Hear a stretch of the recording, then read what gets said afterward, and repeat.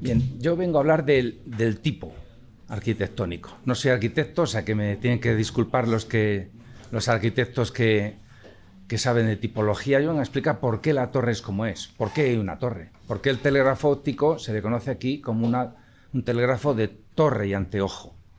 ¿Por qué una torre? ¿Por qué esa inspiración militar? ¿De dónde viene esa inspiración militar? Aquí tenemos un grabado de la ciudad de Burgos y vemos que arriba, en el lugar del castillo medieval, que fue destruido por las tropas napoleónicas, por eso queda ahí apenas una nave, la tienen arriba a la derecha, esa torre del telégrafo óptico en los restos del castillo de Burgos. ¿Por qué es esa torre? Vamos a ver. Vamos entonces con los antecedentes. Tenemos torres de diferentes tipos. No todas son iguales, porque no lo construyó el mismo constructor. Se iban contratando una torre, otra torre, otra torre, y con unas medidas aproximadas en pies castellanos, y bueno, pues los pies no eran todos iguales, aunque pareciera que sí, ni en todas las torres había 3 plantas, en algunas había 2, bueno, en fin, no todas las torres son iguales. No solamente por la materialidad, por el uso del ladrillo, la piedra caliza, etcétera, sino me refiero a la forma, a la forma de las ventanas, de los accesos, las propias alturas, etcétera. Es decir, todas se parecen mucho, pero todas tienen su perfil. Ahora bien, todas tienen algunas características comunes. Tienen lo que en los castillos antiguos llamaban el alambor, o sea, tienen esa inclinación, esas ventanas que son para disparar con fusil. ¿Y esto por qué? ¿Por qué estas aspilleras con que da ese aspecto antiguo, medieval, cuando realmente es para disparar con fusil? ¿Pero por qué eso? Aparte de que es extraño, porque unas aspilleras que levantan 1,80 m del suelo son poco útiles en términos militares. No está ahora el coronel, hay algún militar que me desdiga. Si yo tengo unas aspilleras a 1,80 m o 2 metros del suelo, pues el enemigo se acerca y mete una bomba, si puede acercarse, claro, porque le van a disparar, pero si logra acercarse el enemigo, mete una bomba por la ventana y se acabó la defensa de la torre. Es decir, que para defender bien una torre con aspilleras fusileras deberían tener un foso. De hecho, Laura Arana ha puesto el caso de la torre de Quintanilla, que en la Tercera Guerra Carlista se le puso el foso. Si queremos que eso se defienda como es debido, debería tener foso. Si no, las aspilleras sirven de poco. Lo cual quiere decir que hay una inspiración militar, pero tampoco es estrictamente funcional para el uso militar. Y de hecho, aunque los torreros, casi todos, prácticamente todos, eran licenciados del Ejército, de la Marina, a pesar de que tuvieran, bueno, también había otros cuerpos, ¿no? Pero a pesar de eso, y a pesar de que había unos fusiles siempre en la planta baja, además de que servir de almacén, pues no, la lógica militar estaba a medias, digamos, la lógica militar, pero a expensas de que ocurra algo. Mientras tanto, bueno, pues dejamos la torre así para que pueda ser adaptada en el caso de que el problema sea mayor. Bueno, pues veamos la forma de la torre. Y aquí tenemos una torre cuya puerta está en la primera planta, hay que acceder con una escalera de mano. Vemos abajo el almacén, que precisamente están las aspilleras para disparar con fusil. Y en la siguiente planta es donde se maneja toda la maquinaria y arriba están el aparataje. Bien, pues vamos a ver los antecedentes. Porque claro, alguien inventa esta torre y es debido a algo, o de algún sitio venimos. ¿Por qué una torre de este estilo? Entonces el primer antecedente es el de las torres mediterráneas, que precisamente José Ignacio estudió y publicó hablando de los antecedentes de estas torres. Las torres sicilianas e incluso después veremos el famoso faro siciliano. Aquí pongo una imagen, la torre Posillo en Sicilia, y hemos levantado estos dibujos. Bien, estas torres son un poco más grandes en planta, ya no tienen 6-7 metros, ya tienen 10 metros, y se accede a la azotea, ahí se ve la parte de arriba que es el final de la escalera, se accede a la azotea y en la azotea, además de habilitar un sistema de señales, de aviso, de alarma, viene el enemigo, en muchas ocasiones había un pequeño cañón, por lo menos para intimidar a algún pirata de medio pelo. Tiene un pequeño cañoncito y las señales. Es decir, que realmente es una torre artillera, cosa que no son nuestras torres, pero es el primer antecedente por la forma. El aspecto es muy similar. Se accede por la primera planta. Aquí hay un auténtico alambor, no hay ventanas, no hay aspilleras fusileras, hay pocas ventanas porque lo que importa es vigilar desde la azotea. Pero la forma vista desde lejos pues es similar. Entonces tiene una planta cuadrada, escarpa o alambor, sólida factura. Cuando digo sólida factura, las torres de mate tienen 1 metro en la parte de abajo de anchura. Según subimos va perdiendo anchura, ¿no? Los materiales del muro. Aquí tenemos un poco más de 1 metro. Es decir, que resisten también que se les dispare con artillería. Sin acceso en planta baja, acceso a la azotea, pequeño cañón, sistema de señales por humo, almacén en la planta baja, la estancia en la primera planta y después la escalera.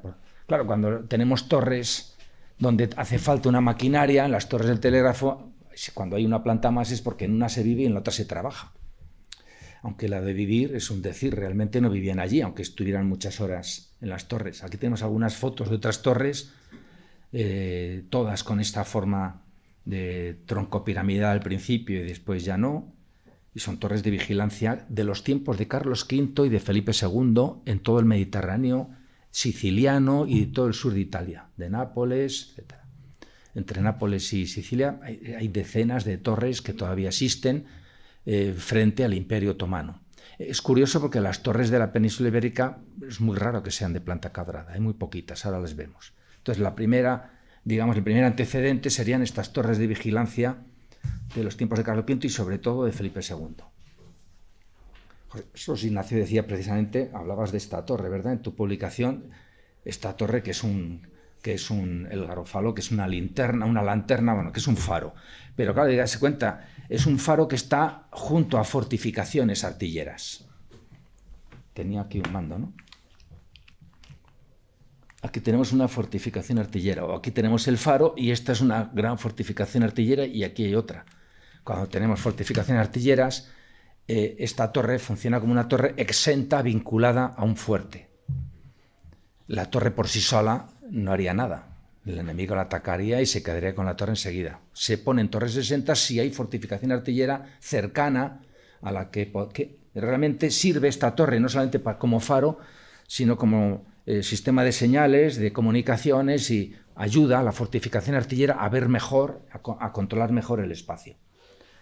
Pero de nuevo es una factura mucho mejor, está mejor hecha por supuesto y todavía existe y tenemos aquí algunas imágenes de esta gran torre que se la puede considerar igual que las torres de señales como un antecedente por su forma, ¿no? Por el alambor y otros asuntos. Vamos al siguiente.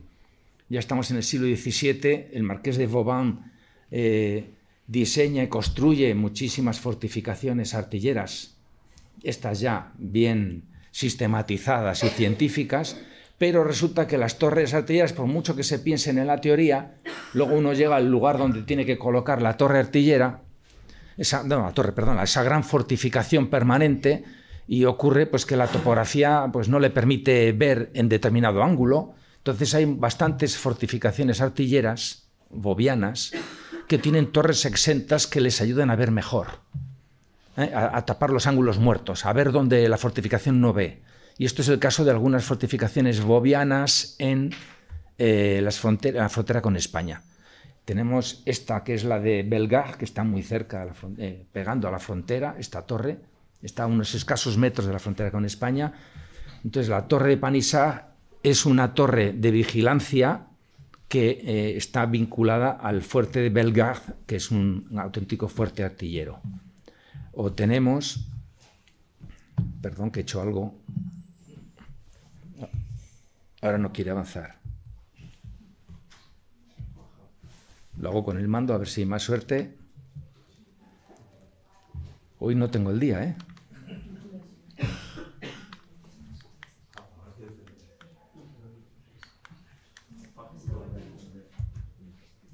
Ahora, con Enter funciona ni con flechas ni con mando. Aquí tenemos otra gran fortificación, ya en los Pirineos centrales, no en los catalanes, y lo que tenemos es un reducto, es decir, ya es más grande que la torre de Panissart, es un poco más ancha, más potente, lo que se llama reducto, vinculado al Fort Lagarde. Son torres que no tienen 6-7 metros, tienen 10 de nuevo, 10, 11, 12. Aquí tenemos otra vinculada a un puerto también cerca de la frontera con Cataluña. Entonces tenemos un pequeño fortín vinculado al puerto y detrás de ese fortín una torre de vigilancia que también tiene sus aspilleras y sus sistemas mezclado entre lo medieval y lo moderno, porque hay muchas armas de fuego, pero tiene ese aspecto que no sabe uno muy bien con qué quedarse, si esto es moderno o medieval. Por lo tanto, tenemos de nuevo otro antecedente. Otro antecedente más, ya en el siglo XVIII, son las torres que Jacques-Philippe Maréchal construye en el Mediterráneo. Son torres de señales y de vigilancia para defenderse de los ingleses, para poder comunicar con velocidad frente a la armada inglesa que les había atacado y que les iba a atacar, además, de hecho. Y aquí tenemos unos planos de torres de diferente tipo, torres más grandes, torres más pequeñas, de Maréchal en el siglo XVIII en el Mediterráneo. Ahí tenemos una foto de una postal, es la playa de Saint-Pierre, cerca de Fleury-d'Aude. Estamos entonces hablando de ahí dice puesto de la aduana, el edificio que está a la derecha, porque es un uso ya de posterior, pero ahí tenemos la torre y en este caso le llama el reducto. Y aquí tenemos un plano ya no de un reducto, ya dice torre en francés, ya es más pequeño que un reducto, y tenemos debajo una foto que es la torre de Castellas, no sé decirlo muy bien porque no sabemos si es catalán o francés, no sé si será Castellás, Castelá, Castellás. Pero aquí tenemos esta torre que tiene, como vemos, apenas una planta, un volumen, pero que está cerrada abajo en el almacén, y el volumen intermedio es el de las ventanas aspilleras, y arriba las señales de fuego, de humo y eventualmente un cañoncito, como veíamos en las torres sicilianas de 2 siglos antes. En este siglo XVIII he encontrado en el archivo de Simancas un planito que es este, que es el de Orán. Orán lo tenemos a la izquierda, pero aquí nos encontramos con una torrecita que ayuda a ver lo que no se ve desde la fortificación de Orán. Entonces, en 1743 construyen esta torre, que es la torre del nacimiento de la fuente principal. Y tenemos que su tamaño en planta es de 8,5, es decir, ya no son los 10-12 de los reductos bovianos, ni son los 6-7 de las torres del telégrafo. También tiene ventanas aspilleras y también está pensado para artillería.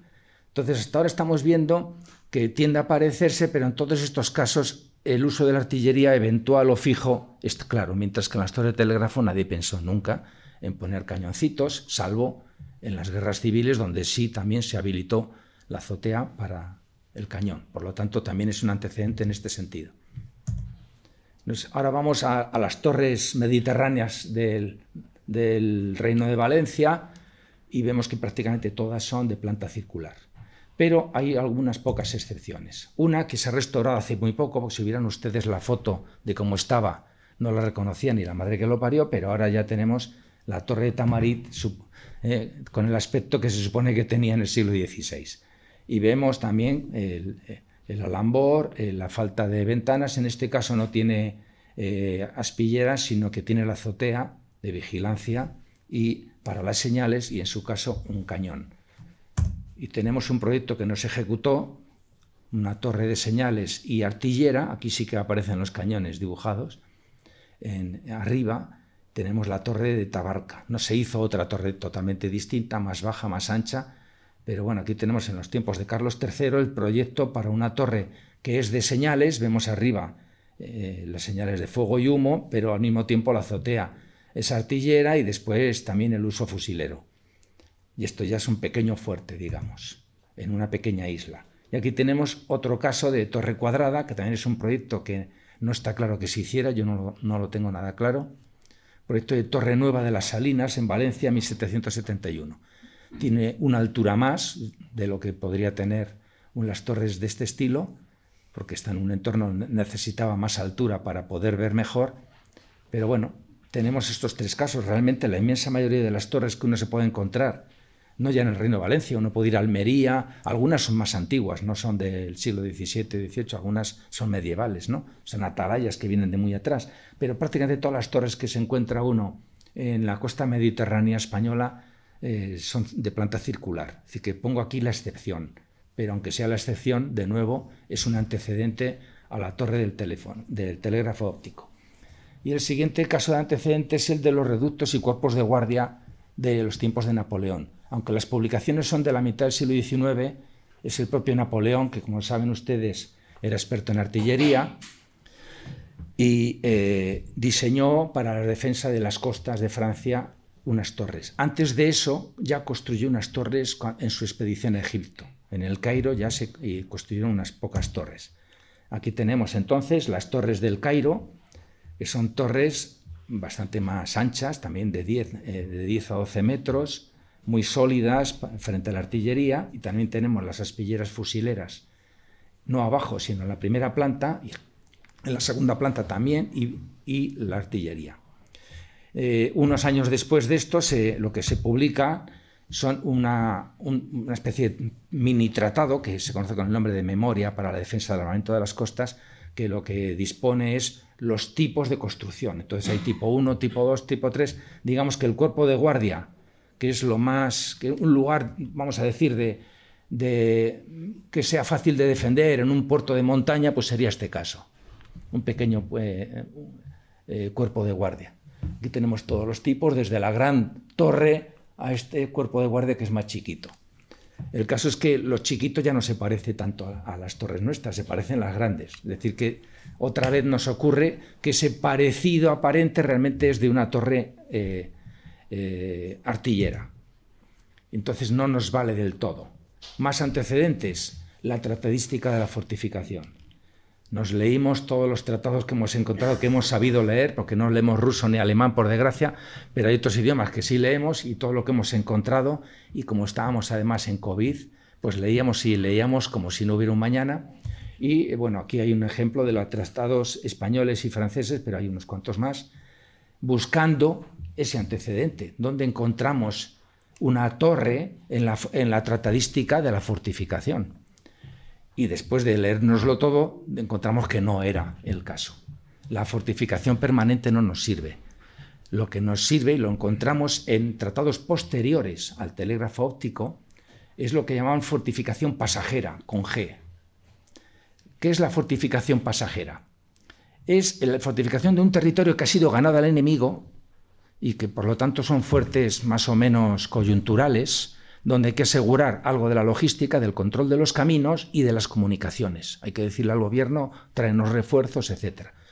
Entonces, esos puestos de señales y de control logístico, que años después, prácticamente a final del siglo XIX, los alemanes lo llaman Blockhaus, y que en castellano se tradujo como blocao, esos blocaos que son puestos improvisados, y de hecho en la guerra de Marruecos y en Cuba, algunos blocaos eran simplemente llevar unas planchas metálicas, unos sacos de tierra, y ahí se monta un puesto de ametralladora. Es decir, podía ser una cosa muy improvisada, muy rápida, o podía ser una pequeña torre. Esa pequeña torre de la fortificación pasajera, es decir, el blocao más elaborado, sería el equivalente a la torre del telégrafo. Es decir, que nos leímos toda la literatura de fortificación boviana y posterior y no nos sirvió, porque realmente es la fortificación pasajera la que nos servía. ¿Y qué nos dice la fortificación pasajera? Que es la torre aspillerada o la torre fusilera, recibe varios nombres, es la fortificación defensiva pasajera en tiempo de guerra. Leemos lo que decía Joaquín de la Llave y García en Lecciones de Fortificación en 1898, vemos medio siglo después. Y decía que la torre aspillerada, que es la torre fusilera, es el tipo genuino de fortín u obra de ocupación que puede ser defendida por un destacamento mínimo. Y lo encontramos en un tratado muy posterior, pero luego vemos que se hizo, que en las guerras carlistas se trabajaba de esta manera, aunque no estuviera en ningún tratado hoy en día accesible, pero estaba en el conocimiento militar de la época. Por lo tanto, esa torre aspillerada es un puesto fuerte, es lo que después los prusianos llamaron Blockhaus y en castellano pasó a ser blocao. Y si ustedes buscan en las guerras de Cuba y después de las guerras de Marruecos, verán muchos tipos de blocaos distintos. Les pongo alguna imagen para ver si conseguimos entenderlo mejor. Pero primero vamos a ver la primera guerra carlista, que es el antecedente inmediato de las torres del telégrafo óptico. Estamos hablando del año 44 y la guerra carlista es del 40. Unos muy pocos años antes, resulta que nos termina la primera guerra carlista y en esa guerra carlista se usan ya telégrafos. Aquí tenemos en la imagen a la izquierda estos dibujos tan bonitos que ha preparado Laura Lalana. A la izquierda tenemos lo que entendemos en función de un dibujo. O sea, esto parece que esta escala es perfecto y no lo es. Es una interpretación de un dibujo de muy poca calidad. ¿Cómo sería esa torre en la que precisamente el coronel Maté se supone que intervino, porque estaba en el ejército del norte y era el encargado de estos asuntos de comunicaciones? Entonces el coronel Maté creemos, no está demostrado directamente, que intervino en esta torre de señales. Y a la derecha, para comparar, la torre del telégrafo óptico del 44. La que termina en el 40, la que empieza en el 44. Desde luego es torre fusilera, como ven, aunque es más chaparrita y tiene el sistema de comunicaciones más parecido al CHAP, pero es otro antecedente claro, creemos nosotros. Y ahora vamos a cuando llega el telégrafo óptico y hemos hablado, o sea, precisamente Darín ha hablado mucho de Betancourt, de Lerena, de Hurtado. Decía que Hurtado se sabe muy poco, de Lerena también se sabe muy poco, o porque son masones y no quieren que se sepa de ellos y muchas veces oculta en su currículum y lo que hacen y dejan de hacer. En otros casos porque no encontramos o no ha habido investigadores que hayan encontrado quiénes son estos señores y nos dedicamos a copiar lo que han dicho otros y realmente no sabemos quiénes son uno y otro. De Betancourt sí, pero los otros dos no está tan claro. De hecho, bueno, ni sabemos cómo eran. Tenemos estas imágenes que tampoco, la de la izquierda está claro, que es la del museo, la de la Biblioteca Nacional, que Darina nos decía, cuidado, que ese cuadro le han puesto muy guapo, muy jovencito, con su uniforme militar ruso, no español. En España era un ingeniero de caminos y punto. Bueno, pues en esta imagen de Varela, muy similar a la de Betancourt como coronel ruso, aquí tenemos al ingeniero español. Don Manuel Varela y Limia, un ingeniero militar que llegó a ser el director general de caminos. Es decir, era el puesto clave del gobierno para crear el telégrafo óptico. El director general de caminos es un ingeniero militar, brigadier desde unos años antes. Y a la derecha tenemos la imagen de José María Maté, que era coronel, después ingeniero de la Armada, coronel de Estado Mayor y muy poco después de encargarse de los telégrafos, asciende a brigadier de caballería. Eso ya es una cosa que se me escapa. Como alguien de la Armada acaba siendo brigadier de caballería y dedicándose además a la ingeniería. Bueno. Y fuera el director del ramo de telégrafos y por lo tanto su jefe era Manuel Varela. Tenemos a dos ingenieros militares en dos puestos civiles, director de caminos y director del ramo de telégrafos. Siempre se habla del inventor o del que dice que diseñó, etc. Es decir, que se habla mucho de Maté y mucho menos de Varela, pero Varela es muy importante. Es decir, que son un pack. Dos ingenieros militares que son los que sacan adelante los telégrafos ópticos. Aquí tenemos un plano, no sé si existe, yo no lo he encontrado, el plano del año 44. Este es un plano posterior, del año 48. Y de hecho vemos que los huecos, los vanos son más pequeños. Laura Lana decía, cuando veía los telégrafos del 44 en la línea Castilla, decía, no, aquí esto no son ventanas, aquí hay 8 puertas gigantescas, a ver quién es el listo que esto lo cierra o lo aclimata, se tenían que morir de frío los torreros seguro. En el año 48 se dan cuenta de que se han resbalado, entonces ya hacen ventanas más pequeñas y solamente la puerta tiene cierto tamaño, es decir, ya son más discretos con los huecos. Por eso este plano del 48 se parece menos a las torres que hemos enseñado hasta ahora de 4 años antes. Pero es el plano que tenemos, es de donde tomamos las medidas de los pies y sabemos en qué estaban pensando para diseñar esta torre. Y por lo tanto esta torre, decimos, heredera de la Primera Guerra Carlista, el propio coronel Maté es el que diseña las torres con lo que ha sabido y con lo que ha ocurrido en la Primera Guerra. Dos ingenieros al mando de esta parte del gobierno deciden hacer este tipo de torres y son torres fusileras de 6-7 metros de lado. Decimos 6-7 metros porque a pesar de que estaba determinado en pies, luego cada constructor hace lo que puede y yo no sé por qué es raro encontrar dos torres iguales. Más o menos entre 8 y 10 de altura, se entra por la primera planta con escalera portátil, tiene una escarpa, de 2 metros de altura, en la parte baja tiene 1 metro de anchura. En fin, y aquí recuerdo de nuevo la expresión de la llave, el tipo genuino de fortín u obra de ocupación que puede ser defendida por un destacamento mínimo. Claro, en caso de problemas, de bandolerismo, de guerras, no habría un torrero o 2, sino que habría 5 soldados o 6 soldados en la planta baja con sus fusiles. Y en el caso de problemas se usaría como lo que dice de la llave, como tipo genuino de fortín. Y vemos otros telégrafos, porque como antes de llegar a los telégrafos militares, pues tendríamos que ver otros telégrafos. Y aquí tenemos un cuadro muy famoso del sitio de Sebastopol, y vemos aquí las torres, esa torre de comunicaciones con los franceses ahí controlando qué es lo que ocurre con el sitio. O tenemos esta torre que está muy cerquita de Tetuán y que todavía está en pie. No está claro quién la construyó, pero el tipo es muy similar a estas torres pequeñas de señales y con eventualmente artilleras. Aquí con su bandera de España, aunque hoy, si viéramos esta torre hoy, está toda decorada, que parece que la construyó algún imán, ¿no? Bien, entonces vamos con los posteriores telégrafos militares. Yo insisto con el tipo genuino de fortín. ¿Qué tenemos en primer lugar? El blocao. Estos dibujos que pongo ahora, este de aquí, lo ha puesto Darina en la primera diapositiva, que hace referencia a la Tercera Guerra Carlista y señala todo tipo de fuertes, castillos y blocaos en el País Vasco. Bueno, pues este es el tipo más pequeño de los que aparecen en esa lámina de la Tercera Guerra Carlista, que está hecho con madera, con adobe, con tierra, etc. Y tiene su foso. Podría ser más sencillo todavía. De hecho, los blocaos posteriores de la Guerra de Marruecos son mucho más sencillos. Después tenemos también las torres para fusilería, las que se hicieron, no solamente se diseñaron para Canfranc, son más grandes, tienen forma ovalada, incluso patio interior, son torres fusileras muy desarrolladas para la frontera con Francia.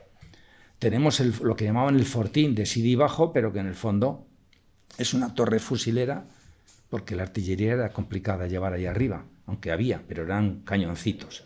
Y aquí tenemos los blocaos y fortines de la Guerra de Cuba. El de la izquierda es hecho de madera prácticamente todo, y el otro es de obra. Vemos que son torres fusileras, una de la línea de Baylor, la otra no, a una le llaman blocaus avanzado, a la otra le llaman fortín. Es decir, los nombres van cambiando porque se está inventando realmente y no se sabe muy bien cómo llamarlo, pero es el tipo genuino de fortín u obra de ocupación que debe ser defendida por un destacamento mínimo. Y bien, vamos entonces a las guerras carlistas posteriores, a la segunda y a la tercera. Aquí tenemos una torre de tipo, porque ya decimos que cambia mucho, de las torres que son torres que construye el gobierno, pues gubernamentales. Digamos que los carlistas también tuvieron sus torres, raramente cuadradas, la mayor parte de ellas de planta circular u ovalada, pero las del gobierno eran también cuadradas y con su alambor, etc. Entonces vemos, la de la izquierda, Segunda Guerra Carlista, se parece muchísimo a la de Maté, salvo que tiene ventanas aspilleras en todas las plantas.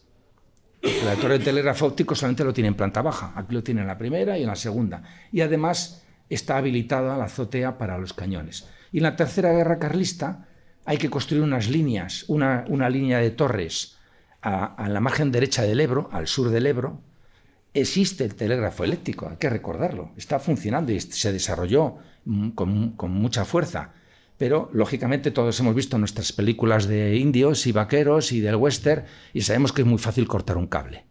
Todos los militares dicen, está muy bien el telégrafo eléctrico, pero por si acaso yo quiero tener mis torres. Y entonces se construyen en el Ebro otra línea, torres gubernamentales al sur del Ebro, que son más pequeñas y, como vemos, salvo la ventana para controlar la señal, todo lo demás son huecos de aspilleras, incluso de merlones en azotea. Y aquí tenemos un plano del Ejército del Norte ya prácticamente a punto de terminar la guerra realmente, pero bueno, que tenemos un plano del Ejército del Norte de la Comandancia General de Ingenieros de cómo debería ser esa torre.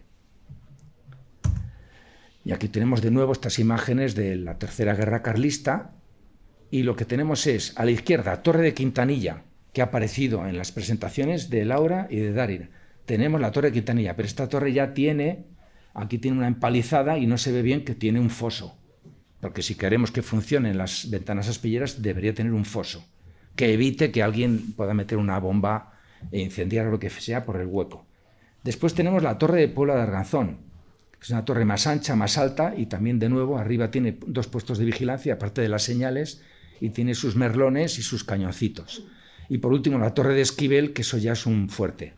Es un auténtico fuerte del siglo XIX, que tiene 4 alturas y que tiene todo tipo de disposición fusilera y artillera.